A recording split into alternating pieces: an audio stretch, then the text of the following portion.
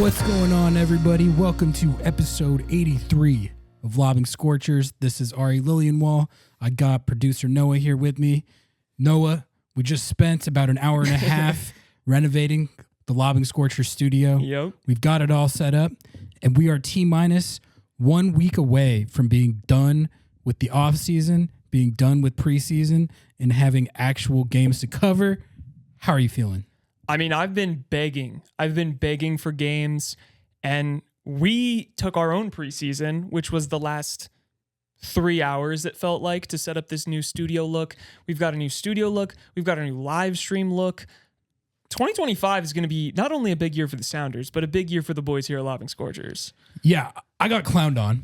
A little bit. I got clowned on deservedly for... what was the word? Polish. Lack of polish with my live streaming setup.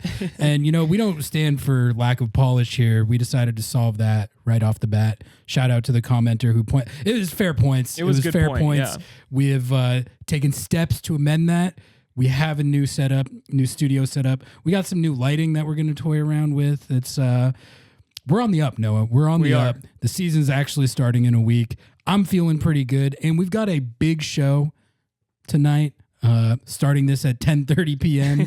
on a Wednesday. The dedication to the craft. We have got a game review to get to. The Seattle Sounders actually played two, if I'm not mistaken, two separate matches against USL side Louisville City FC. Louisville City FC.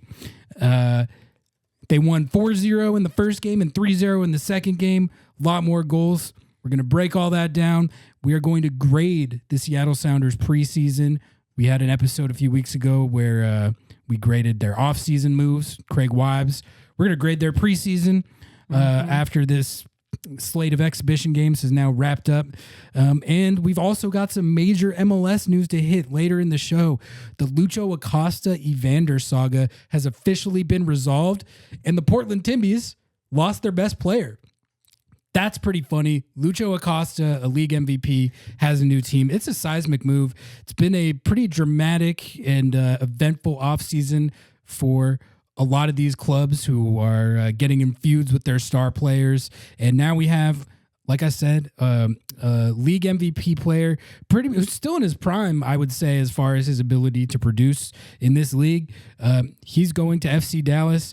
And the Portland Timbies have an Evander-sized hole to fill as he is off to FC Cincinnati. We're going to talk about all that and more. But first, I do have to let you all know that Lobbing Scorchers is a part of the Sounder at Heart podcast network. If you want to get the best independent Seattle soccer coverage, consider supporting us by going to sounderatheart.com/LS. That's sounderatheart.com/LS. Scroll down to subscribe and support to get 30 days completely free. Every sign up through our link helps support and grow this show. Thank you to all our sponsors. We love and appreciate you. And thank you to all our subscribers. Noah, do we have any new subscribers? Oh, Ari, we have quite a few new subscribers to thank here. Are you ready for me to go down the list? Matthew Derland, Will Munslow, Tortney Onanes, Mark Kovaric, Fred Olson, Mark Thorington, Alex Mezzi, Brad Podzinski, sorry, Brett, Jake Smith, Dylan Albrecht, and Kenny. Thank you all to our new subscribers. If you want your name read on the pod and want to support the pod, Lobbing Scorchers or sounderatheart.com/LS. It's preseason form still. Yeah, Weren't you supposed to thank your mom? Oh, yeah. And to my mother, my beautiful mother, Lori Reif. Thank you so much for supporting the show. My mom subscribes too. Thanks, Mom. Yeah. My mom was upset that I didn't hit the thank you. So you gotta thank the mom. Yeah. New Sounders kit is out right now. And if you want to pick one up, go to lobbingscorchers.com/MLS store. If you order your new kit through that link, then it supports us. So it's a win-win. We did some kit discourse on our last live stream, which was pretty fun. It seems like people really like the kit. I like the kit. I was talking about this on the live show, but I'm not as passionate into kit discourse as a lot of people are. But I thought it was pretty sick. And it seems like, you know, sometimes a kit drops and there's a lot of outrage and negativity. Yeah. Does not really seem to be the case since this kit leaked and now it's dropped. Yeah, I didn't really see anyone upset about it. I mean, not a lot of people upset. That's a good thing, you know? Mm-hmm. I'm excited to see it in person. we're recording this in advance, obviously, so we haven't seen the full thing. It comes out tomorrow, but everyone's seen the leaks. Everyone's though. seen the Let's be leaks, honest. and it looks cool. So I'm stoked for it. And you know what? It can't be any worse than than some of the worst ones. That's my take. That's a good way to put it. Yeah. All right, let's get into this. It's a dub pod. It's a dub pod. Wait, it's a first dub pod of the year? Preseason. Well, I mean, there's been a couple of other preseason dubs, but True. This is a double dub pod. Technically, there was 2 games played against Louisville today, and Seattle took a 4-0 victory, like I said, in the first one, a 3-0 victory in the second one. A bunch more goals, so we're gonna recap this real quick, and then we're gonna grade Seattle's preseason. 4-0 victory in the first game. That included the first choice lineup. I think that was pretty much how they would line up. Minus Albert, exactly. Who's out with injury right now. If it was a league game or a big game of any sort, that is, I think, how they would line it up. They've been drilling this 3-5-2 during the preseason, but the 4-2-3-1 that they ran today with De La Vega on the left, Ferreira on the right, and Morris up top, I think that's probably the first choice formation, and they'll run the 3-5-2 in maybe different matchups or when there's different personnel at their disposal based on rotation and fixture congestion. We're going to see that look this year. They're not drilling that for no reason. True. But how they lined it up today is how I think they're going to line it up when CCC starts and the season starts. 4 more goals. Pedro de la Vega, a brace, 2 more goals for him, bringing his total for the preseason up to a team-leading 4. Christian Roldan found the net, assist to Jesus Ferreira, and Ymar got in on the fun 39th minute rebound header off of a beautiful bicycle kick that Pedro de la Vega had saved by the keeper, and just pawed away, and immediately Ymar was up there, rising up like a salmon, smashing it in the back of the net. De La Vega looked great again. We're going to talk about that. I think that's one of the biggest takeaways, not just from this game, but through for all of this preseason for Seattle. 3-0 victory in the second scrimmage against Louisville. There was a Stu Hawks goal. That's kind of cool to see. Yeah. Stu Hawks got on the score sheet. There was a Moose goal. Not good for your agendas. Don't think that happened. Yeah, it might have been AI. It might have been AI. Might have been AI, but we were told that Moose scored, and there was an own goal. So that's a combined 7-0 on aggregate victory over Louisville. Let's grade the Seattle Sounders preseason on the whole. No, I'm going to hit you with some numbers. Okay. And then we're going to talk about our takeaways from all this. The Seattle Sounders wrapped the 2025 preseason with a record of 4 wins, 0 losses, 2 draws, 19 goals scored. If you count the second Louisville game, which I am, that counts. It counts. Why would that not count? 19 goals scored, 8 conceded for a cool little plus 11 goal differential. Team leaders in goals, you had Pedro de la Vega leading the way with 4. You had Jesus Ferreira with 2, and then like 15 guys with 1. Jordan Morris. Didn't Moose have 2 though? I feel like Moose had 2. No. I went through this all today. Okay. He had an assist. That's what it was. It was an assist. But this was his first goal of the preseason. De La Vega led the team with 4. Ferreira had 2. Morris, Rusnak, Snyder Brunel, Alex Roldan, Christian Roldan, Paul Rothrock, JP, Travion Sosa, Obed Vargas, Ymar, Stu Hawk, and Moose all had 1. So, I mean, that's a diverse group of goal scorers to get to that 19 total, which I think is a good thing. Assists, you had Jordan Morris, JP, Jesus Ferreira, Christian Roldan, all with 2. De La Vega, Josh Atencio, Paul Ariola, Moose, and Georgie with 1. So here's what I wanted to talk about as we take stock of the Seattle Sounders undefeated preseason, 19-goal preseason. I came up with a few topics that we can debate, and then I guess we can assign our grades. But to me, really, I'll lay down the criteria for what I was grading on going into the preseason, and then we can talk about how Seattle measured up to that. So to me, I think the whole storyline this preseason and with this team right now is, have they meaningfully improved this offense from where it was last year to where we can non-delusionally hope and expect that they will exceed last year's goal total of 51, which is not enough goals. The Jesus Ferreira and Paul Arriola moves got made. Obviously, the Jesus Ferreira trade was the number one biggest move to address that concern.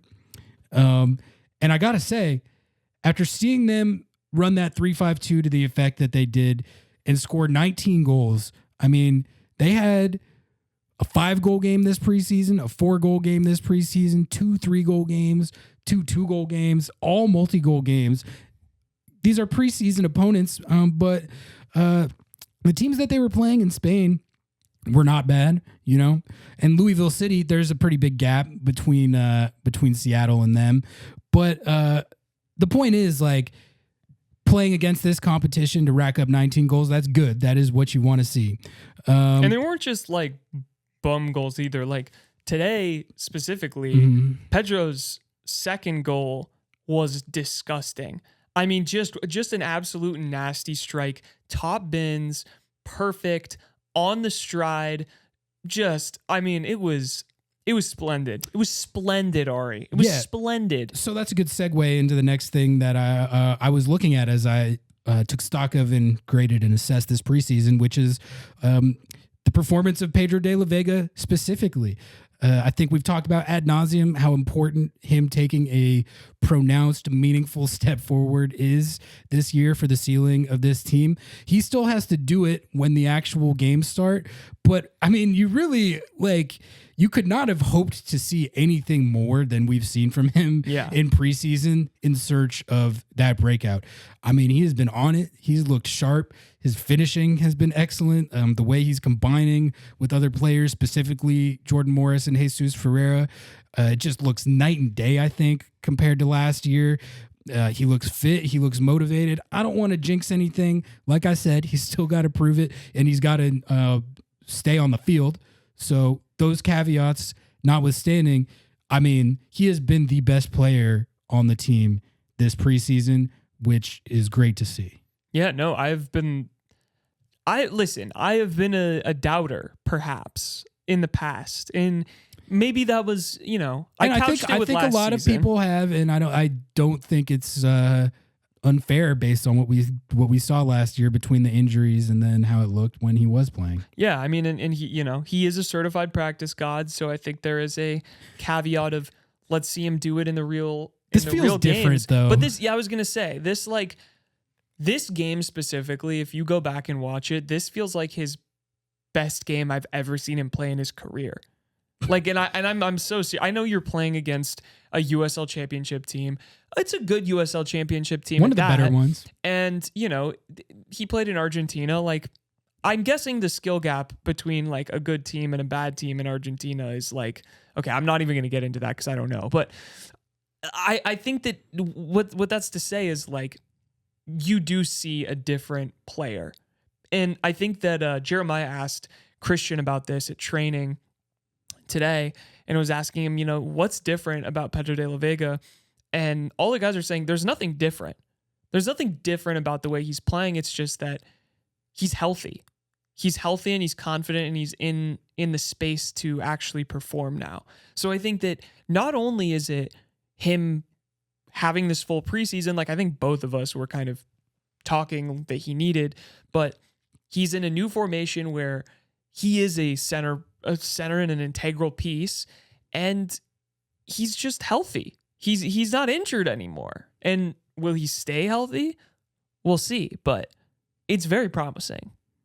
He looks primed for a big year. He still has to go do it, but that's exciting. The last major thing that I was looking at is the integration of Jesus Ferreira and Paul Arriola.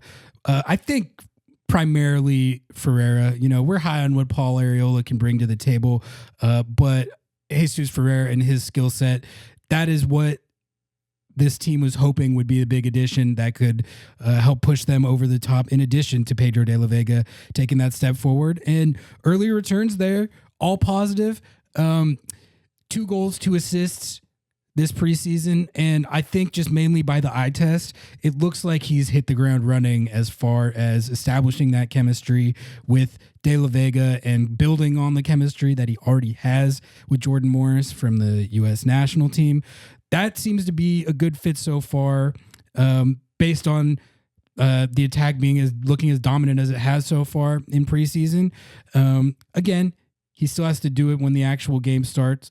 But based on what I've seen, I feel decently confident that he's set to do that. What do you think about how Ferreira's looked so far? I think he's looked great. I mean, he was coming into preseason seemingly unfit, so that was an interesting little wrinkle. And I mean, according to U.S. Soccer, who knows what? Right. I mean, I think he even admitted though that it was preseason, and he had been coming off of an injury and a trade and all of that. I mean, moving and all of the culmination of that is just going to lead you to maybe not being ready to jump and play 90 minutes, which is fine. But he's looked great, man. And I think that it's interesting to watch him play in such an unselfish manner as well around this team. And he seems to really be integrating well. I do think, though, the under's going to hit. If you guys don't know what we're talking about, on the Soccer Wise podcast, me and Ari were featured on Jeremiah. Not going to forget about our overlord, but we talked about this, and Andrew Wiebe said a line, correct? Yeah. And under/over for goals and assists for Ferreira, and we picked the under. You can go listen to all of that there, but I think the way that he's playing, it does seem like he's more of like a facilitator in a way. I don't know if you've seen the same thing. Well, I mean, I haven't watched the game. I haven't been watching these games live, admittedly, but I have been pretty consistent in saying that I think one of the most underrated parts of this move is, when people think of Jesus Ferreira at FC Dallas, they think of the goal scoring, but he is a very unselfish player. Right. His assist numbers throughout his career have been good, but just from watching him play, he puts as much effort and energy into setting people up as he does scoring himself. That's part of what makes him so dynamic and so versatile, and has made him such a force in the league when he's been in form, is the fact that he's multifaceted like that. Like, he can get his, but he's very unselfish, and he's very good at setting people up. I think that's just what we're seeing. Yeah. And I think I had a take at one point too that one of the things you might see with him playing on this team is his assist numbers go up. And Goss said that as well on Soccer Wise, that he was hitting the over on that because he thought his assist numbers were going to go up. I think, 21.5. I said under because it was in league play, but I think in all comps, I would take the over. Right. Like, pretty well, and secondary assists do count. And I think that is really where he's going to thrive. Like, if I remember correctly, a lot of the goals were set up either by passes that he made or off-ball movements and things like that. One of the things that really stood out to me in Marbella when they were playing out there was his ability to kind of like open up the field of play with his speed and vision, and then kind of like hang back a little bit and wait for that second ball. Like Obed shoots the ball, right? It gets stopped or deflected, and he's there to collect, and then first time outside of the box, rip one and scores this banger goal, right? And I think that's been missing from the Sounders, right? Like, when they attack, it's been this build up, break down the defense, build up, break down the defense. Because when they give up the ball, they know they're going to just have to absorb the pressure. And what it seems like now is there's this like total flipping that on its head, where the Sounders want to take as many shots and chances as possible and then press really hard on that second ball and pressure the defense when they have the ball to force turnovers. And Jesus Ferreira has been great about that. Jordan Morris has been amazing at that. Obed Vargas as well. There was one goal that was completely started by Obed Vargas just stripping a defender when they were playing in Marbella. And I don't know. This seems like a different team, man. And I really do think that integrating Jesus Ferreira, and we'll talk about Paul Arriola, has completely changed the way that this team is able to play. Ferreira is such a smart player, too. He's so smart. His soccer IQ is really, it's fantastic. And you can tell, this guy, his dad was a longtime Colombian national team player, played for FC Dallas for a long time, played pro soccer for over 20 years. He just stopped playing like 5 or 6 years ago. Yeah, he was playing like down in Colombia, right? He was playing, I think, after Jesus had gone pro. Yeah. I don't know if that's actually true, but like when you grow up in the game like that, you know, and you have a parent that's that good at the sport, like teaching you the ropes, you learn those little tricks, right? Like he can kind of like anticipate what a defender, he's in the defender's head and like knows what they're going to do before they even do it. And then that gives him like such a leg up on what he's going to do. And I don't know, I've just been watching like so many of his highlights, and I'm just like struck by just the little things that he does to like give himself an edge. You can tell he like grew up in this game and has been like from birth, like taught how to play this game. All this is to say, if I'm giving a grade for the Seattle Sounders this preseason, I give it an A, man. I give it an A minus. I'll tell you why I give it an A minus, because the other criteria, an A plus or an A would have been getting through it with no injuries, and Albert Rusnak has this hip thing that he apparently he tweaked, and he's gonna. It's been a reoccurring. It's like issue, a little though. this like reoccurring thing. He's been taking shots and for like it. I just don't like having this thought in my head of like, oh, is this gonna be like one of those things that drags on and he's like in and out of the lineup all this. I'm not like trying to put that on him. It's just like for me personally, for this to be an A plus preseason, I would need to not have that even in my thinking, which I know it's a lot to ask to make it through an entire training camp without any like injuries, but that's why an A plus it's a very difficult to attain grade. But as far as how they've looked on the field, it's everything that I wanted to see. I think like I can't think of anything that I would have wanted to see that I haven't. I think they've looked sharp. I think the new formation, they've clearly applied themselves and taken to that right away. I think the new players look like they're fitting in very well, both on and off the field. And De La Vega has looked freaking awesome. So what's there really to complain about other than this Rusnak injury, which is that's a bit of a nitpick when you consider that. Like I said, it's training camp. You're probably going to have something like that. So yeah, I mean, it's frustrating that, you know, I think it's frustrating in the larger context, right? Where you find out that this has been a pervasive issue, that he's been taking, you know, some shots or whatever potentially to kind of help him with his recovery on this persisting hip issue, and to give him this DP contract. And, you know, the discourse will keep discoursing around Albert Rusnak. If it turns will out to never be like stop, a chronic injury, which is what it seems like it is. I mean, we just have to see how much, if any, like it's going to limit him. Right. This But year. I do think it is interesting because we are down a DP. We are down the most productive DP from last year. And I don't really see anyone saying that the season's over. Like, I think that that's such a testament to the depth of this team. Yeah. Like, the Sounders don't ever come out of preseason or the first few games without an injury, without someone who's just like that. You know, that's just like Sounders trademark right there, right? Someone's blown out their hamstring or Achilles or whatever. And I think it's interesting this season. Maybe, I don't know how you feel, but I haven't heard like anyone complaining, saying, oh my God, the season's over. We lost Albert Rusnak, who is our DP. Yeah, I mean, I think you're right. It is a testament to the depth of the squad. The national pundits have noticed this. Doyle, he used the term like injury proof at one point in one of his columns when referring to the Seattle roster. I don't know if be careful what you wish for, buddy. Exactly. Like I wouldn't want to use that term, but that is a term that got used by a national pundit. Noah, if you had to give a grade for this preseason, would it be different than my grade? You know, Ari, I'll be a little bit more negative, since that's my new moniker. I think that I would give them a B. I really do like what I've seen. I think that they are an incredibly interesting team this season, and from the very few additions that they did make, they were highly effective. And I really do think that Jesus Ferreira is the best player on this team now. And, you know, call me crazy.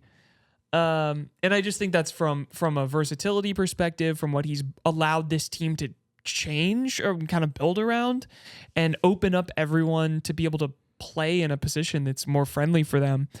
But I will say, like, I'm interested to see how many goals that they leak when it comes to league play, because this kind of, three in the back, that communication might not be set up yet. They're playing so aggressively. Yeah. Which I don't know if that is just preseason where trying stuff and it'll be a little more scaled back in an actual game. But I do think we have talked about this a little bit. Like, I do think that assuming that aggression is a part of the identity and tactics of that 3-5-2, I think that's going to come with like more concessions. Yeah, I'd be surprised if it didn't. They would have to like perfectly strike that balance to maintain their defensive level and also play that much more aggressively. Yeah, to where I just don't know if that is very the degree of difficulty on threading that is very high. It concerns me, because I think, like, while we see that they're scoring in preseason, I have the horror, the PTSD in my brain of watching the last 2 years of Sounders soccer where there were just stretches where they just couldn't buy a goal. And, there's an interview with Christian today where he's like, yeah, I'm going to be needing to rely on Nuhu to come up and defend in the midfield more, while Obed pushes forward because he's going to play more of an attacking role. And I'm just like, in my head, I'm like, alarm bells are going off thinking of Nuhu out of position constantly and tracking back and all of it. Like, I believe Brian is going to make it work, but I don't know. I give it a B because I think that's going to be a little bit rough. And then I agree with you. The Albert Rusnak injury, that's a rough person to have not completely That is healthy. One of the most important players on the team already with a hip injury. Right. Which no scenario where that's ideal. Let's be honest, Ari, the Sounders are not very forthcoming with the reality of injuries. At least Brian Schmetzer. Yeah, no, I agree with that. I think the Nuhu and the 3-5-2 thing, I understand like the concern about that. I would hope that he plays the position differently. I think this position in that setup suits his skill set a lot better than wingback. Yeah. And I just think his positioning like you were saying on the stream the other night, like he bombs forward too much to play that position. Theoretically, I think he won't be doing that. Like, yeah, for sure. That is, but if he's playing the third CB role the same as he's playing the wingback, then like that would not be. I don't think that's what he would have been coached to do. I just think, for me, it's a little bit concerning when I hear Christian say, Nuhu is going to push forward to help me defend in the midfield as like a, my backup. And knowing Nuhu and kind of I would say his biggest downfall is kind of that tracking back, or sometimes he can let a man slip in behind him. And at that point, you might have two defenders. It might be 3-on-2 on a counterattack, especially if you're playing a team like, LAFC or something like that, where they're going to counterattack. They're going to hit you with that. And I'm not saying that they're not going to be able to score against a team like that, especially with like high pressure and whatnot. It just like, I don't know. I want to see it in MLS play before I'm like completely sold on an A rating. So I'm going B. It's better than what I would have gotten in school, Ari. So, they're already off to a better start than I would have suspected. Did you think that they were going to look like this coming into this season? No, and that's part of why I'm giving them an A. Like, I think if you like, you could argue, I think, for a lower grade too, based on the fact that they have had, 8 concessions. There was the game where they had it 2-0 and they conceded twice to draw 2-2. They had a 3-3 draw, that's probably never that does not indicate a great defensive performance. Right. I'm just not as concerned with that coming off a season where they had the best defense in the league. Pretty much all I was focused on this preseason was the offense, which has looked fantastic, and it's looked meaningfully better than it did last year, which is what we needed to see.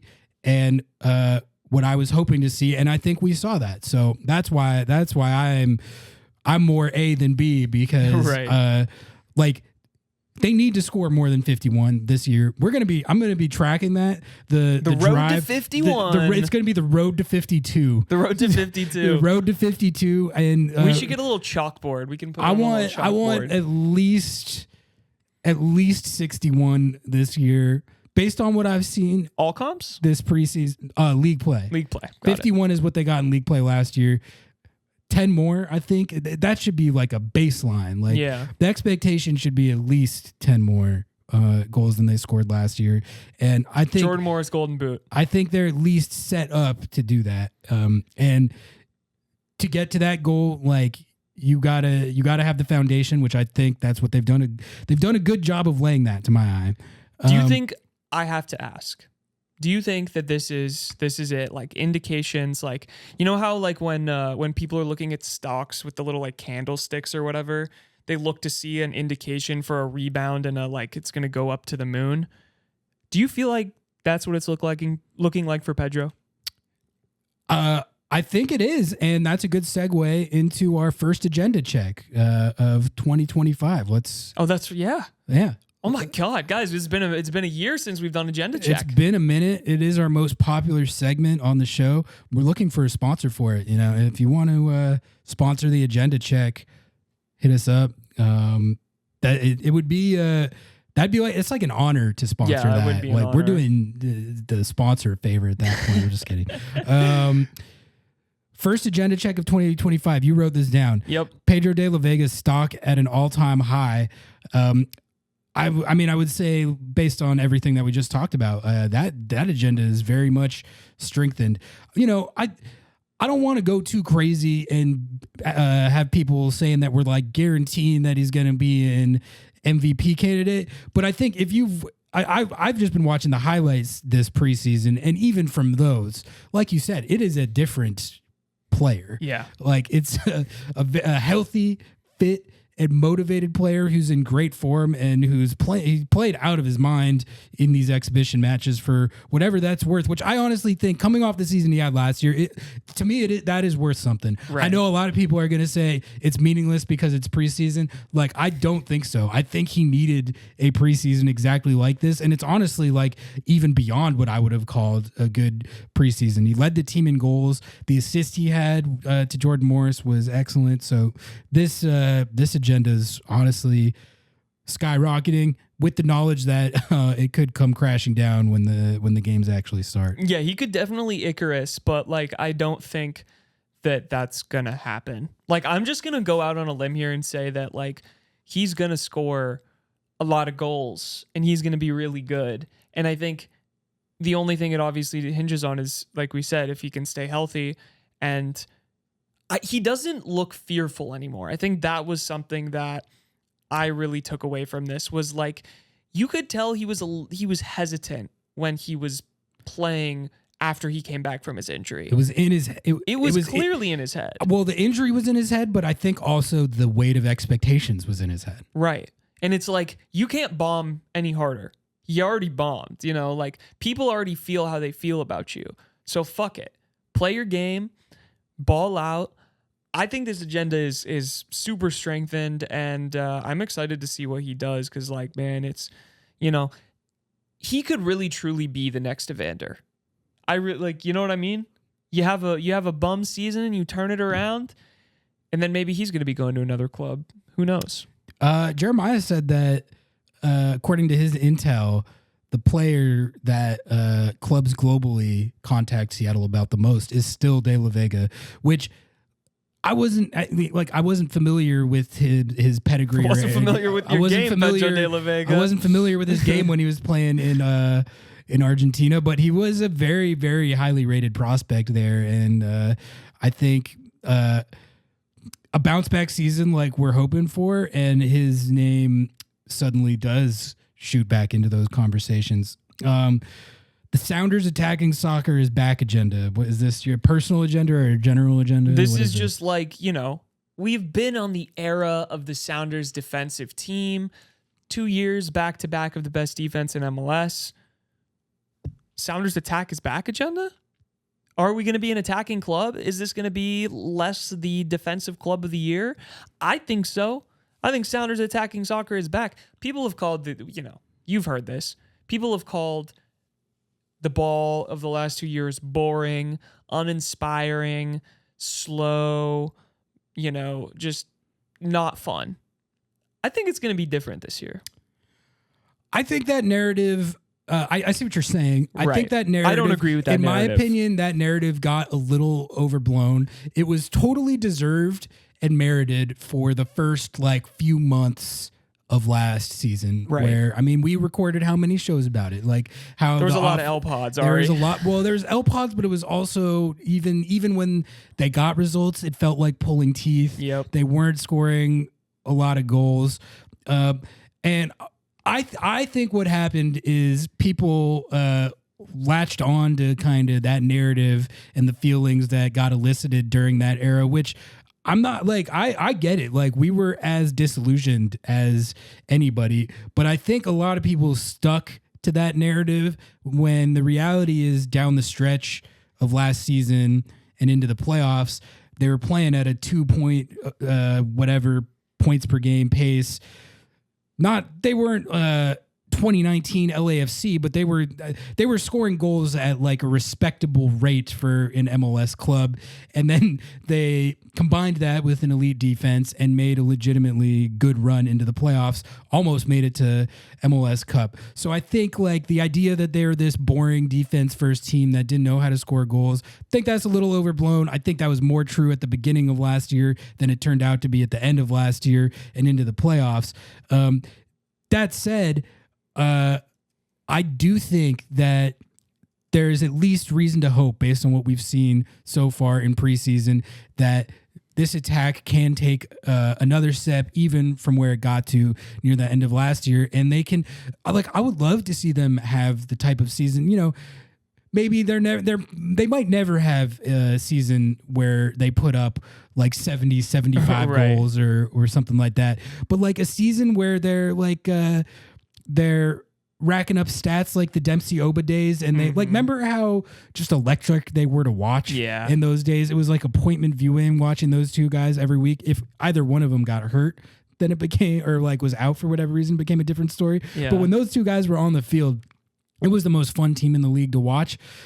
I think everyone is just itching and hoping for something like that this year, because I think that narrative was overblown, but there was definitely reality to it at the first 2-3 months of last year. Yeah, it was. I don't know if I necessarily. We've talked about it a million times that it's okay to enjoy defensive soccer. We both do. There's a little bit of a different layer to it. It's not as exciting, but it is still fun and interesting. But I really, as long as you win with it, I don't really have an issue with it. Yeah, it's you're grinding out. You're grinding out wins. I think that I saw some people say that if you score 5 goals and still lose, it's way more entertaining. I agree. I tend to agree with that. I don't want that to happen though. I don't want it to be a complete flip flop. But I think that regardless of what's going to happen, getting some attacking soccer is going to be a breath of fresh air, and I do think that agenda is to the moon right now.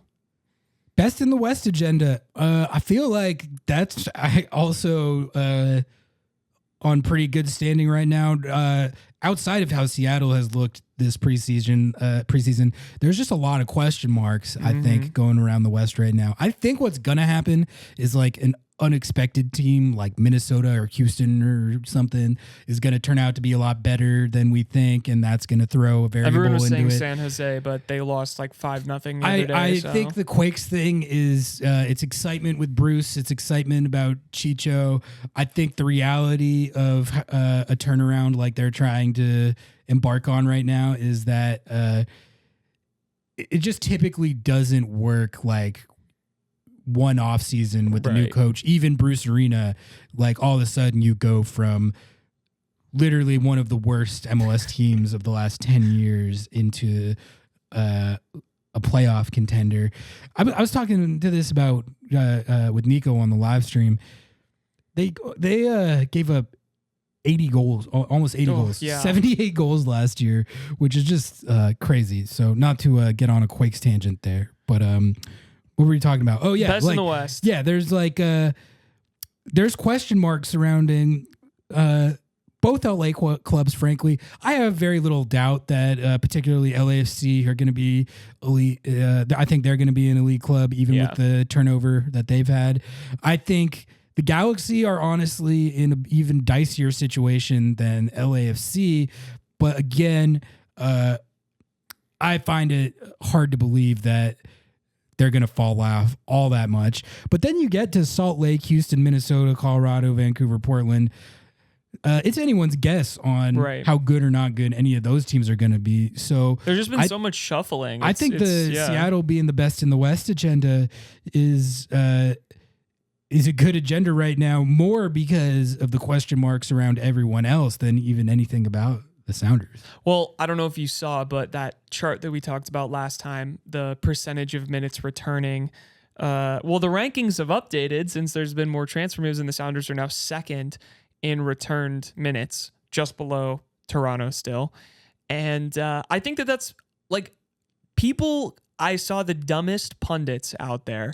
You can fill in the name, because I'm sure that you know who it is, talking about, oh, this team is so boring and all they do is just bring back the same people over and over and over again and like nothing ever changed. That's actually like not a bad thing sometimes. I love a transfer. You love a transfer? Yeah. I love a transfer. I'm all about a transfer. But you don't need to turn over your roster all the time to be successful in this league. Well, the point I was making about that is like, you don't want to be that team necessarily. No. Like the teams that are having a lot of turnover in like changing their entire rosters and doing all these transfers. It means shit's not hitting. It means it's not hitting. Like that's why you have to do that, you know? So, transfers and roster movement like are super exciting, but I mean, you're right. Like it's not always a sign of like ambition or like a good thing to have to be doing that stuff. Atlanta United's a perfect example, in like San Jose too. Everyone's praising their off seasons and talking about how they had the best off seasons ever. I've been saying that I love Atlanta United's off season. The reason they had to do that is because they were bad. They were very bad. San Jose, insanely bad. Atlanta, very, very mid, below average compared to what they built. Beat Messi, but like realistically, that was the crown jewel. Beat Messi. Realistically, like Atlanta has not been what they build themselves as for like 5 years. Yeah, that's why they fired their sporting director, brought in Chris Henderson, and blew up their team this offseason. Yeah, because they were bad. Yeah, I like. Frankly, it's all to say like I think it's between the Sounders and LAFC right now. I think the Galaxy might be a little bit of a dark horse. Here's my guess, because you were talking about, some random team's going to pop up. FC Dallas. So save that. Wrapping that up, holding it. That's a topic for the around the league section. But okay, last agenda, and then we'll move on. Yeah. Craig Weibel cooked agenda. I'll let you take the floor here. Like, what is your? He's tossing me the bone. He's like, "Oh, I know you were critical of Craig." Well, I was just trying to get some good discourse going. Oh, okay. But, all right. I mean, I can give my. Take no, I'll that. go first. Okay. I'm not a coward. Right. I was critical. I've been quite critical. And I will eat my crow. I loved the Jesus Ferreira thing, and I've been praising that, so I won't eat crow about that. And Paul Arriola, I was a little bit like, I don't know. He's turned out to be a much better player than I think everyone gave him credit for, and he's just integrated with this team really well.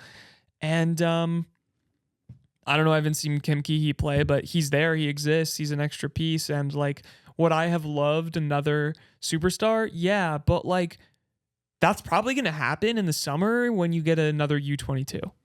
So like, I got to be honest, like, I still don't love the Albert Rusnak re-signing.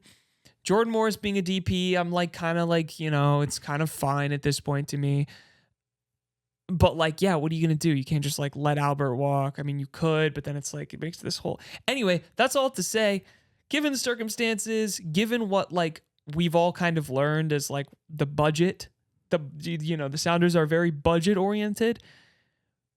They're being talked about as like one of the best built teams, not just of like this year, but of all time, in depth and in like flexibility and the ability to get essentially 5 DPs. They may not be your Cucho or, your Boanga, but they're like 5 serviceable, really good DPs when you only are using, obviously 3 DP spots.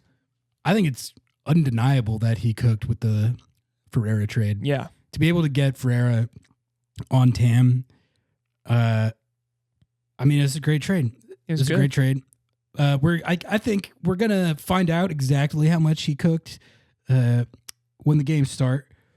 But I guess the thing with the Ferreira trade is that what I would say about it is that even if it doesn't work out, the process was sound. Yeah, and that's I think you hear GMs Leo Chu turn up season 2025. You hear GMs and coaches talk about this a lot, though, process over results. The results oftentimes are out of your control, but if you are convicted in your process, you're convicted in your team's identity, and you know what types of players will work with your club and all that stuff, then if you are convicted in all that stuff and an acquisition doesn't work out, then you at least know that your process was sound. Yeah. So I think it's one of those situations to me where if it could be a total bust. Maybe Jesus Ferreira forgets how to play, or he goes out there and starts picking the ball up because he doesn't know how to play for a team that's not FC Dallas. I don't know. It could be a bust, but I would still understand the process entirely, even if it is. Yeah, it's not. And I even said this, I think, on another podcast. Like, if you want to go and have a billion signings every summer, go be a fan of another club. It's very clear that isn't what this team is anymore. And that's, doesn't make me super happy all the time. And, I'm going to chirp about it. So, obviously, I think everyone else should chirp about it. But, bringing shit back in hindsight, kind of taking a full preseason into consideration, will be able to bring up or down this agenda throughout the year. But I think I gotta say, he's like the Undertaker right now. He's sticking his hand up out of the ground, and I don't know. I think a lot of haters are gonna have a lot of things to contend with. Yeah. Obed Vargas transfer walk. Obed Vargas transfer because he's walking out the door, Ari. Obed Vargas transfer watch. We have an update, it looks like. Per Sounder at Heart, Obed Vargas says that if he moves abroad, he says it will be to Europe. He listens to the pod. Quote, he listens to the pod. You literally listens to me. Quote, I want to make sure it's the right offer. If it's going to help me develop, that's where I want to play. Europe is the place I want to go. This is newsworthy because there had been discussion as to whether he would go to Liga MX or go to Europe. You were saying that going to Liga MX was a terrible idea. I think the points you made about that were sound, but I think you did have to take into account the fact that Obed has a lot of loyalty to Mexico. He plays for the Mexican national team now. His dad is a diehard El Tri fan who means a lot, and played for the academy that Rui Diaz in the Liga MX club that Rui Diaz played for, and all that stuff. So the possibility of him going to Liga MX definitely did seem to be real. Apparently, he's saying that when he does go, it's going to be to Europe, which is what you wanted. Yeah, I wasn't surprised, honestly. It's, I understand. I had even said to you, I think, that if he goes anywhere, he's going to go to Europe. It doesn't make any sense for him to go to Mexico. I understand his connections there and his quality. Obviously, he could dominate. But at this point, I think there is a real conversation to say, what Mexican club are you going to go to that will give you an opportunity to grow that is any different than just staying with the Sounders? Do you know what I'm saying? Even if you go and play for Rayados or Club America, what's the difference? Seriously, they're playing in the same competitions. They're playing against essentially the same teams. You're going to get to play that Mexican competition if you're playing in MLS, but you get to be, in a place you've lived for longer. To me, if he was going to make that jump, if he wants to be a staple on the Mexican national team, he's got to play in Europe. and he clearly wants to play in the World Cup. He should play in the World Cup, so he's probably going to go to Europe in the summer. Some people might argue that a club like Club America has more status, I guess, than any MLS club that you could name. But even if true, it's not like Club America has anywhere near the type of status as some of the clubs that Obed has the potential to that are going to have eyes on him. That we think are going to have eyes on. Well, him. he already won. He's already won club, or he's already played in the Club World Cup. He's about to play in another Club World Cup. He's won Champions League. Yeah. He's won MLS Cup. He's been to the final of Leagues Cup. He's won. You know what I mean? Like, what else could he need from North America? Like, I'm saying, if you're just looking at it as like a professional, there's nothing that Liga MX is going to be able to offer him that is, frankly, any different from staying in MLS, which is it just seems like that would be easier in general. Yeah. Sounders have learned their Leagues Cup opponents. No, what's going on here with this? Well, we will find out and tell you. We have to take a break, Ari. We have to advertise. We'll be right back. Don't want to give money to the oligarchs, but love lobbing Scorchers? Do we have a deal for you? MLS Season Pass is back on Apple TV with access to every single MLS match, including Leagues Cup and the entire Audi MLS Cup playoffs with no blackouts. It's not just the games, you get total access to the pre- and post-match MLS 360 whip-around show in both English and Spanish, and get live look-ins and highlights from around the league, as well as full match replays and recaps. Now, you can support our show by visiting lobbingscorchers.com/Apple TV to purchase your subscription and support our show. lobbingscorchers.com/Apple TV. Please, don't let the oligarchs win. Welcome back from those beautiful ads. I hope you enjoyed them. You better go patron our sponsors. And if you skip the ads, Ari, we know. Don't skip the ads. Don't skip our ads. The Sounders have learned their Leagues Cup opponents. The Seattle Sounders will face Liga MX sides Cruz Azul, Santos Laguna, and Tijuana. All three matches will be played at Lumen Field. Cruz Azul July 31st, Santos Laguna August 3rd, and Tijuana on August 6th. And there will be no MLS games during those three matches. How are you feeling about that? I mean, I wouldn't say they're the highest tier Liga MX teams, but like they're pretty good, you know? Like a Cruz Azul is good. That's a good club. Yeah. Well, I think that first of all, it's not a popular opinion, but I'm pro Leagues Cup. I'll just say it. I'm pro Leagues Cup. Because I think basically here's how I look at Leagues Cup. Like the way I look at it is that any reps that you get against Liga MX competition is an opportunity for you to play outside your comfort zone, play against clubs that you wouldn't normally play. But most importantly, like I think these games make you better. Like there's so much anti Leagues Cup sentiment out there. I get it. Like, people like the Open Cup better. People think that it's a cynical ploy or what have you.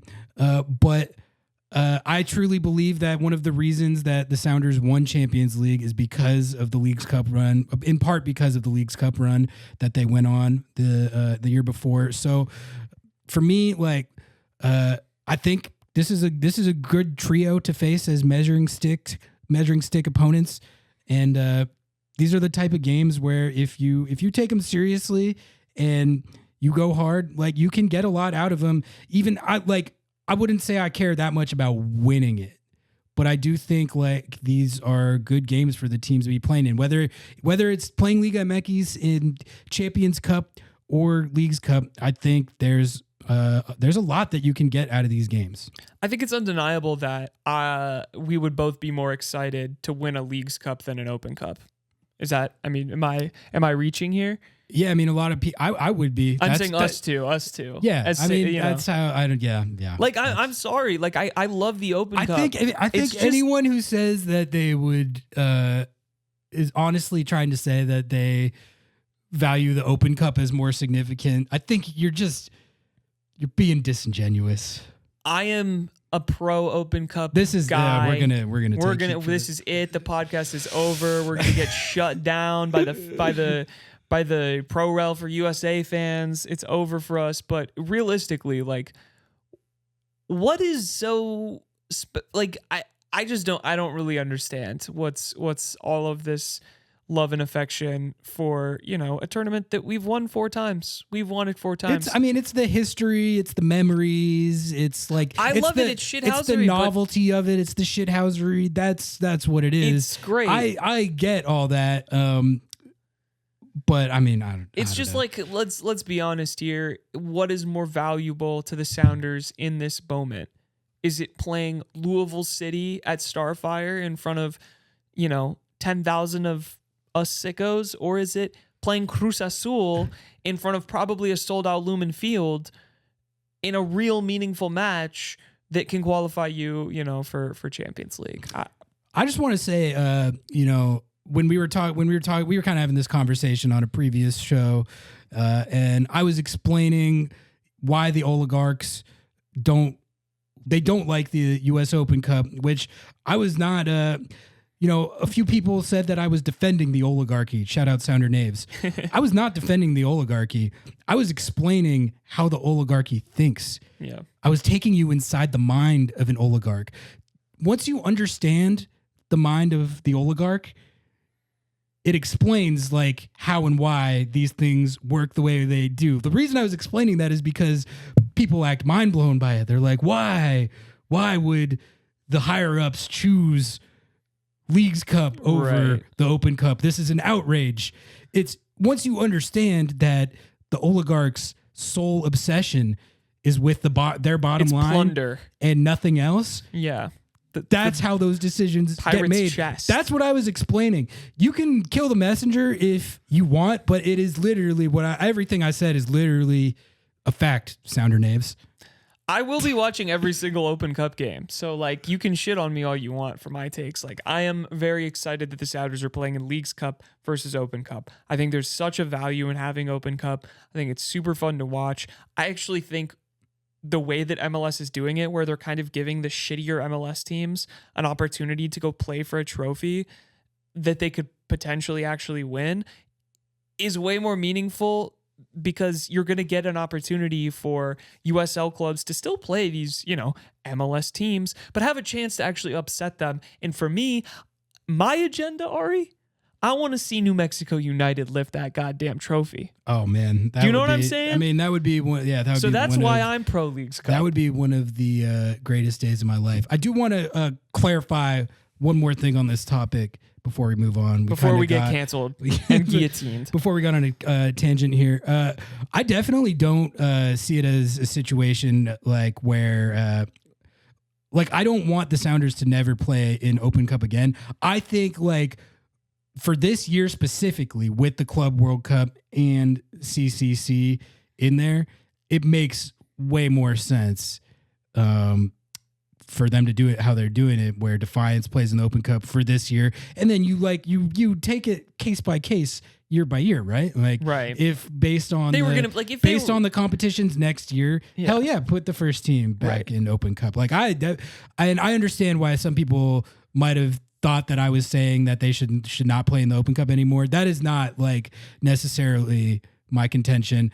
I think for this year though, the setup makes sense. That's my calculation as well. And to add on to that, they were going to play the Defiance kids in the Open Cup if they were in it.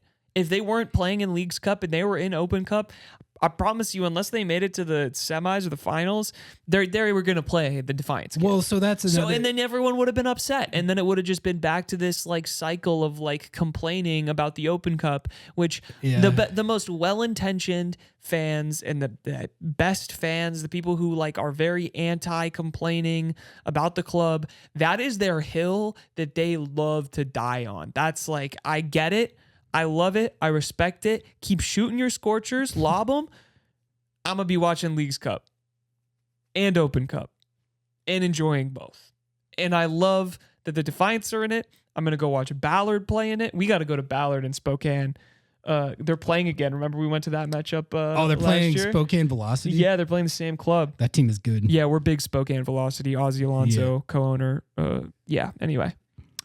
That was a whole lot of defending ourselves. Sorry. yeah. That was a whole lot of. Well, we created a fair amount of that might have been your most controversial episode. I don't know. Maybe it was in your top 5. Yeah, it didn't go over well in the Discord. All right. Yeah, that's. I mean, I don't really hang out there. So. Me neither. I just had one big MLS story that we have to talk about before we get out of here, and that was it. All right. We can call it a wrap for episode 83. Huge trade. Blockbuster trade. Noah, the Lucho Acosta-Evander saga is officially over. Lucho Acosta has been traded to FC Dallas in exchange for the Argentine number 10. FC Cincinnati receive $5 million guaranteed in a straight cash for player trade. They could get up to an additional $1 million if certain performance-based metrics are achieved and retain a trade percentage if Acosta is again moved for cash within MLS. So Lucho Acosta is off to FC Dallas. And to replace him, Cincinnati, I'm not sure if it's officially been finalized, but they are getting Evander. Evander is replacing Lucho Acosta in Cincy, which means that Evander is no longer going to play for the Portland Timbies, which is funny because he's their best player. He's an MVP candidate. He's not going to play for them anymore. He's going to Cincy. Lucho Acosta is going to FC Dallas. There's a lot of implications to this. It's, there have been some big moves this offseason, but I'd say this is the biggest, and this is also, it's kind of a dawn of a new era where you can see players of this profile and stature move like this within the league. It's kind of sick, honestly. It's tight. Lucho Acosta, this is an MVP with FC Cincinnati. He got disgruntled, had a falling out there in a way that was just, it got just way more contentious. It was kind of wild. I expected. It was entertaining as a neutral. He was posting too, which was awesome. He was on his Instagram story, riding my bike alone again. They won't let me train with the team. Hashtag FC Cincinnati. He was hashtag free me at Chris Albright. Yeah, he was at He was like training by himself, but they weren't letting him train with the team. Now he's on FC Dallas, which is basically like training alone anyway. So I don't really know what. We're going to talk about the FC Dallas implications because I think it's there is. It's an interesting move. They don't have any players on their team ananymore, Ari. I don't. They traded them all away. We're gonna get to that, but let's first just talk about the comedic aspect of the fact that the Portland Timbies they scouted up Evander. They got this guy to the league. It was iffy. If it was gonna go well at first, and then last year it just hit so well. He had such a good year. Over 30 goal contributions, almost 20 assists. Looked like one of the most electric players in the league, and they couldn't keep him. They couldn't keep him. No one wants to live in Portland, buddy. They got blown out 6-0 in the playoffs, and he was like, "I don't think I can do this anymore. I'm out of here." And he forced his way to FC Cincinnati, which is a much better team. But I just think, talking about it from the Timbies perspective. We've talked about this, but there's no way that whatever replacement that they get is an upgrade. So the way I see it, their team is getting worse kind of no matter how you slice it. They're going to make a big time signing and spend a lot of money to replace him, and it might work, it might not, but they're not going to upgrade on it. And, the other thing is, even with Evander last year having the crazy year that he had, they still weren't that good. No. So it's not looking too hot for Phil Nevs and company. Phil Neville, first of all, re-sign him for another year, maybe 4 more. The fact that he has a job there still is one of my favorite things in the entire world. He's only been on the job for a year. That's the thing. They have to double down for at least 1 more year, potentially 2, before they can admit any sort of misstep. Right? Has anyone checked in on him though? Because he did say Evander was like a son to him, or was like a son, or is his favorite son or whatever. He has 3 children. And so I think we should check in on Phil Neves because like there's no way that he's doing well right now. I mean, yes, the Timbies are down bad for this. And honestly, FC Cincinnati, I was thinking about like if you told them that they were going to have to part ways with Lucho kind of unexpectedly. I mean, I guess the Lucho thing dates back to the playoffs last year. After they got knocked out of the playoffs, he literally, first thing he said after the game was like, I don't know if I'm going to be here. I don't know if I want to be here anymore. And the chili hot dogs are kind of fucking shit. Well, I don't want to be here. It was out of nowhere. Like, it was after the game, tough playoff loss. But they were like, Lucho, what did you think of the game? He was like, I don't want to be on this team anymore. Yeah. And everyone was like, whoa, what? And then fast forward to now, and he's now on FC Dallas. So let's talk about that. Yeah. Here's the question I wanted to pose. This is a potential new segment I was thinking of kicking around called Real or Fraudulent. So let's kick that question around in regards to FC Dallas. With this Lucho move, they've got an MVP caliber player now. Yeah. Does this trade... FC Dallas has been talked about as a club that's in full-on rebuild. A lot of people have them picked to be wooden spooning, all that stuff. But now they have Lucho. Yeah. And here's what I will say. Pitar Musa is the real deal number 9. Yeah, he's talented. He's good. He and Lucho, that's not a bad duo at all. They obviously moved off Jesus Ferrer and Paul Areola. And Tafari. And they traded Nkosi Tafari to LAFC. Which, why? They just signed I don't know if he's a DP, but they just dropped a huge bag on a center back. That's true. So, But Tafari was kind of a defensive anchor type player to my mind.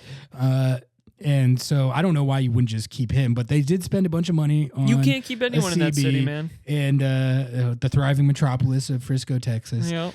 They couldn't even keep me there. And Nkosi Tafari is gone. Jesus Ferrer, Paul Areola gone. But Pitar Musa, Lucho Acosta, that's a good duo. This new CB, they spent a bunch of money on him. They got Shaq Moore. I don't know. Do we think that does this Lucho trade change any of the way that you think about FC Dallas? I'll just say from my perspective, like my first thought was not really, but then I thought about Lucho playing with Musa, and also the fact that Eric Quill is their coach now. Shout out New Mexico United. Mm-hmm. I think that they could be closer to like middle of the pack than wooden spooning. Yeah, I alluded to it earlier. I think that they could definitely be a dark horse. I don't know how their team is gonna mesh, quite frankly, especially with. Well, and it's also one of those situations where, like, if one piece gets taken out, it might all fall apart. Well, that's sort of the vibe I get. But if you assume relative full health, I think they could be a fringe playoff team. Yeah, it's and Acosta's going to eat, but it's like I would be wary of thinking like, oh, Acosta going to a new team, he's one of the best players in the league, therefore that team good. Like that's typically one guy is not going to have that effect, even if they're really good. Like look at Evander last year. He put up huge numbers and the team was still not that good. We're going to call it right there for episode 83. Because the camera died, but also we were done talking anyway. Like, comment, subscribe, patronize our sponsors, write us a review. What else am I missing? Live shows, Ari. Live streams. You do live streams. Yeah. Share with the people. Live streaming every Monday and Thursday. Mondays, Lobbing Scorchers kickoff with Nico Moreno. Thursdays, 7:30 p.m. Lobbing Scorchers Under the Lights. Under the Lights, where I'll just be running that solo, but also bringing on people and guests and stuff. It's going to be a lot of fun. Randomly. I'll pop in there. Noah will pop in. The live shows are a lot of fun. Definitely stop by that. YouTube.com/at Lobbing Scorchers. Or LobbingScorchers.com/YouTube. I think that's everything. We're going to call it right there. Until next time, we are out. Peace.